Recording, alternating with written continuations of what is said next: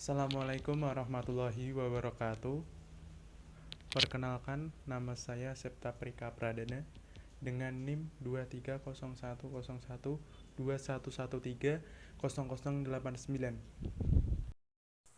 Perkenalkan, nama saya Maritza Setia Nugraha dengan NIM 23010010121300080.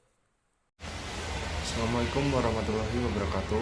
Perkenalkan, nama saya Andri Wibowo dengan NIM 2301012114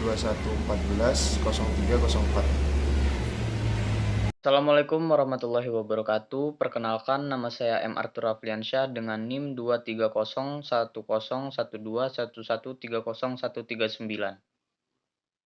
Perkenalkan, nama saya Tegar Fajar Ramadan, nomor NIM 23010121141401407. Jadi di sini saya akan menjelaskan mengenai materi uji Z.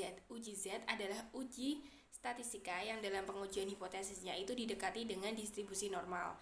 Menurut teori limit terpusat, data dengan ukuran sampel yang besar akan berdistribusi normal. Oleh karena itu, uji Z dapat digunakan untuk menguji data yang sampelnya berukuran besar.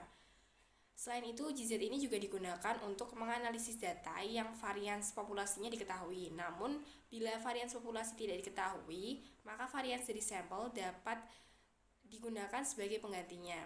Nah, dalam uji Z ini itu terdapat beberapa kriteria, meliputi data berdistribusi normal, varians diketahui, ukuran sampel lebih besar sama dengan 30, dan digunakan hanya untuk membandingkan dua buah observasi. Dalam uji Z ini itu terdiri dari dua jenis, yaitu uji Z satu pihak dan uji Z dua pihak. Assalamualaikum warahmatullahi wabarakatuh. Di sini saya akan menjelaskan contoh soal nomor 1 tentang uji hipotesis Z. Disebutkan suatu pabrik susu merek Good Milk melakukan pengecekan terhadap produk mereka. Apakah rata-rata berat bersih satu kaleng susu bubuk yang diproduksi dan dipasarkan masih tetap 400 gram atau sudah lebih kecil dari itu? Dari data sebelumnya diketahui bahwa simpangan baku bersih per kaleng sama dengan 125 gram. Dari sampel 50 kaleng yang diteliti, diperoleh rata-rata berat bersih 375 gram. Dapatkah diterima bahwa berat bersih rata-rata yang dipasarkan tetap 400 gram? Ujilah dengan taraf nyata 5%.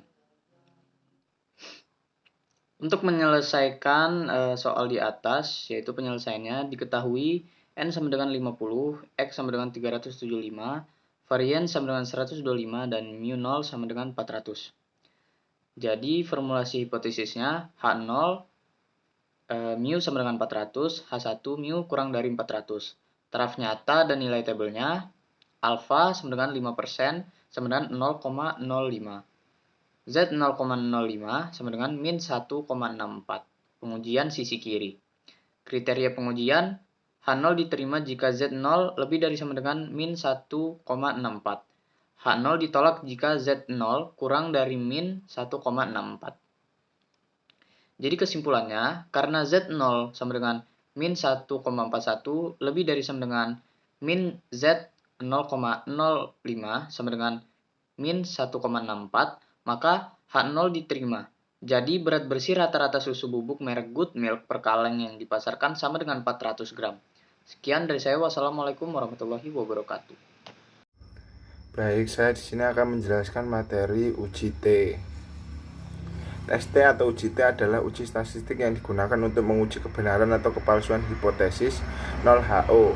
Uji pertama kali dikembangkan oleh William Selig-Gosset pada tahun 1915. Awalnya William Selig-Gosset menggunakan nama samaran student dan huruf yang terdapat dalam istilah uji T dari huruf terakhir nama beliau. Uji T disebut juga dengan nama student T, Ridwan 2006. Uji T tes merupakan statistik uji yang seringkali ditemui dalam masalah-masalah praktik statistika. Uji T merupakan dalam golongan statistika parametrik statistik. Uji ini digunakan dalam pengujian hipotesis. Uji T digunakan ketika informasi mengenai nilai variansi atau ragam populasi tidak diketahui. Uji adalah salah satu uji yang digunakan untuk mengetahui ada atau tidaknya perbedaan yang signifikan atau meyakinkan dari dua main sampel, dua buah variabel yang dikomparasikan. Hipotesis adalah dugaan sementara dalam penelitian di mana hipotesis dibedakan menjadi dua, yaitu HO atau hipotesis 0 dan H1 atau bisa disebut hipotesis kerja. HO adalah hipotesis yang menyatakan tidak adanya hubungan antara variabel independen X dan variabel dependen Y. Artinya dalam rumusan hipotesis yang diuji adalah ketidakbenaran variabel X mempengaruhi Y. Misalnya tidak ada hubungan antara warna baju dan kecerdasan mahasiswa. Sedangkan H1 adalah hipotesis yang menyatakan adanya hubungan antara variabel independen X dan variabel independen Y yang diteliti. Hasil perhitungan H1 tersebut akan digunakan sebagai dasar pencarian dan penelitian. Misalnya ada hubungan antara warna baju dengan kecerdasan mahasiswa. Uji T dapat dibagi menjadi dua, yaitu uji T yang digunakan untuk pengujian hipotesis satu sampel dan uji T yang digunakan pengujian hipotesis dua sampel.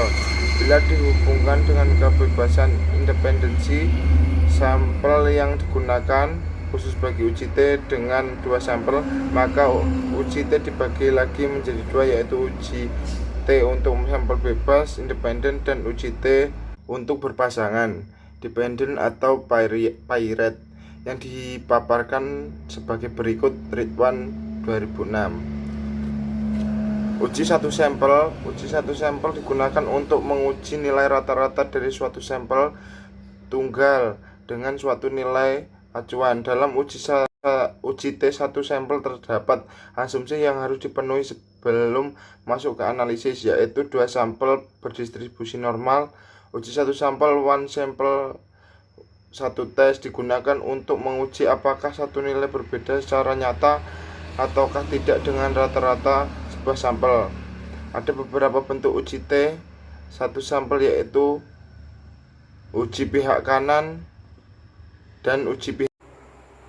Nomor 4. Rata-rata target pencapaian produksi rumput laut di seluruh provinsi adalah 100%. Untuk mengetahui kebenarannya, maka dilakukan sampling data di 15 provinsi sebagai berikut. Capaian 1.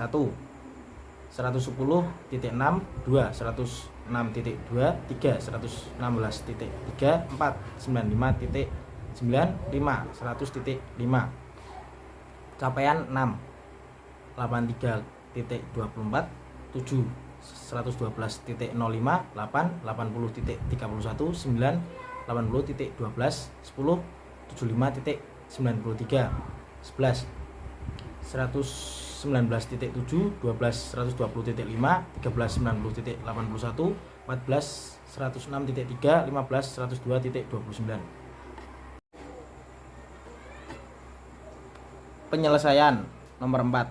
A. Formula hipotesis. HO sama dengan M sama dengan 100, HA sama dengan M tidak sama dengan 100. B. Taraf nyata dan nilai T tabel.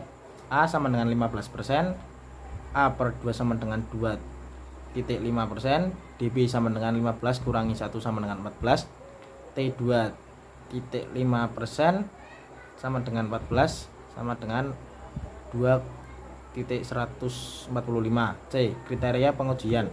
HO diterima jika min 2,140 lebih dari TO lebih dari 2,145. HO ditolak jika TO lebih besar 2,145 atau TO lebih besar min 2,145. D. Uji statistik. TO sama dengan 100.05 dikurangi 100 per 15.05 per 151 per 2 sama dengan 0,013. Kesimpulan, terima HO artinya rata-rata target pencapaian produksi rumput laut adalah 100%.